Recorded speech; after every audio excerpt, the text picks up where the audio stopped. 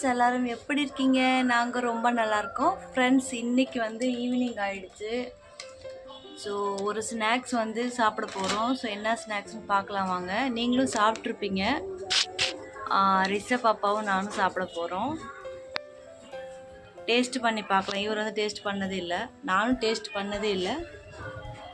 But taste பண்ணி பார்க்கலாம். என்ன ஸ்நாக்ஸ்னால் பொட்டுக்கடலேருந்து அதில் வந்து நாங்கள் நாட்டு சர்க்கரை போட்டு சாப்பிட போகிறோம். ஸோ டேஸ்ட் பண்ணி பார்க்கலாம் ஃப்ரெண்ட்ஸ் எப்படி இருக்குன்னு சொல்லிட்டு. ஓகே, ஓப்பன் பண்ணுங்க.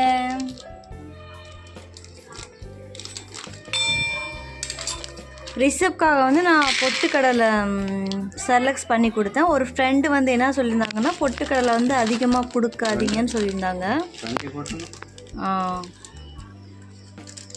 ஃப்ரெண்ட்ஸ், பொட்டுக்கடலை செர்லக்ஸ் வந்து குழந்தைங்களுக்கு கொடுக்கலாமா இல்லையான்னு சொல்லி கமெண்ட் பாக்ஸில் வந்து கமெண்ட்ஸ் பண்ணுங்கள்.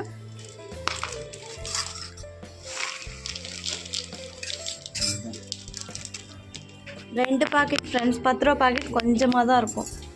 ஸோ கொஞ்சம் டேஸ்ட் பண்ணி பார்க்கலாம்னு சொல்லி.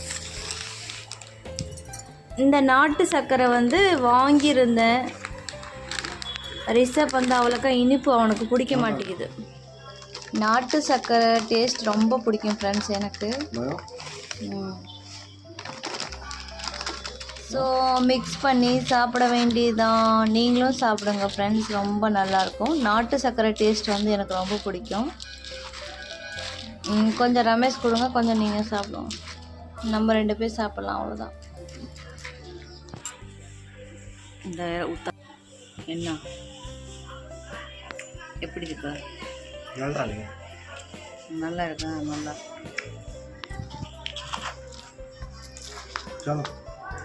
நான் சாப்பிட போகிறேன்.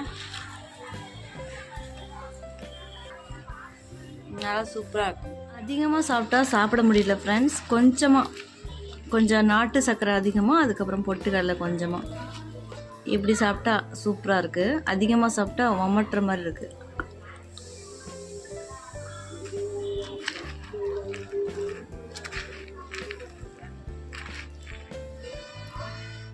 சாப்பிட தண்ணி தாகம் அடிச்சிருச்சு.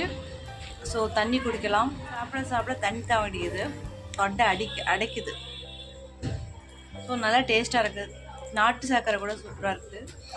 நீங்களும் ட்ரை பண்ணி பாருங்கள். சாப்பிட்ருப்பீங்கன்னு நினைக்கிறேன்.